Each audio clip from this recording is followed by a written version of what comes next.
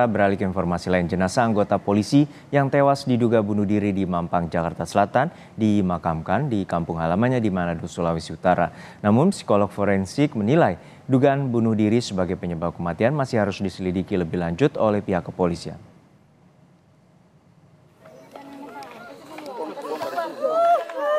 Isak tangis keluarga korban tak terbendung saat jenazah korban RA dimasukkan ke liang lahat.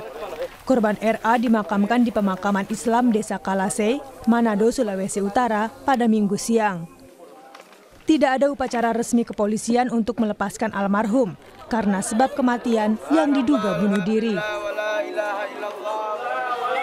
Sebelum dimakamkan, jenazah korban terlebih dahulu disolatkan di Masjid Nurul Iman yang berada tak jauh dari rumah korban. Jenazah korban dipulangkan ke Manado Minggu pagi tanpa dilakukan otopsi karena permintaan keluarga. Psikolog forensik Reza Indragiri menyebut, dugaan faktor bunuh diri sebagai penyebab kematian korban masih harus dipastikan lebih lanjut. Pasalnya, belum diketahui apakah korban berniat secara sengaja untuk mengakhiri hidupnya atau justru ada faktor eksternal yang tidak sengaja memicu senjata api meletus dan menewaskan korban.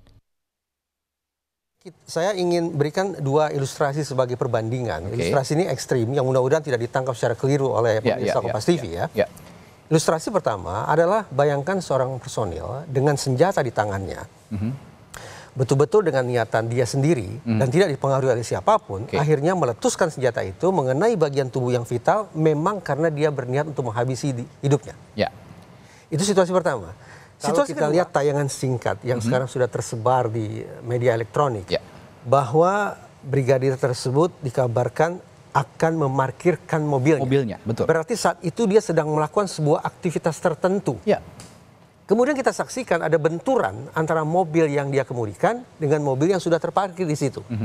Ketika terjadi benturan, adakah kemungkinan bahwa benturan itulah yang tanpa disadari oleh brigadir tersebut membuat jarinya menarik pelatuk senjata api sedemikian rupa?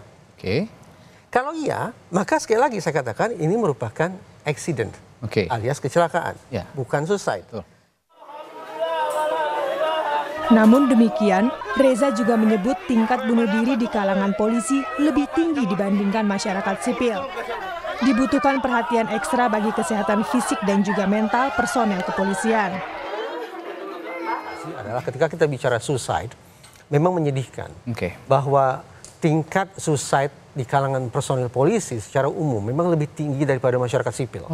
Ada angka yang menunjukkan per 100.000 orang sipil seperti kita yang memutuskan melakukan tindakan salah mengakhiri hidup, jumlahnya ada 11. 100.000 banding 11. Tapi ketika kemudian penelitian yang sama dilakukan di lingkungan kepolisian, ternyata angkanya naik. Yaitu ada 18 orang personil polisi yang mengakhiri hidupnya di antara 100.000. Nah, ini saja sudah menunjukkan kepada kita bahwa memang perlu perhatian ekstra terhadap kesehatan mental dan juga fisik tentu saja para personil kepolisian. Kita bisa bayangkan beban berat yang harus mereka lakukan, melayani masyarakat, menjadi tulang punggung keluarga, kemudian melayani di pimpinan, melaksanakan tugas-tugas organisasi, tugas-tugas ekstra non-organisasi, itu juga akan bisa mendatangkan tekanan batin yang luar biasa bagi personil polisi. Brigadir RA sebelumnya ditemukan tewas dengan luka tembak di kepala dalam sebuah mobil di Jakarta Selatan. Polisi dari Polres Metro Jakarta Selatan menyebut, dari penyelidikan awal, diduga korban tewas akibat bunuh diri. Tim Liputan, Kompas TV.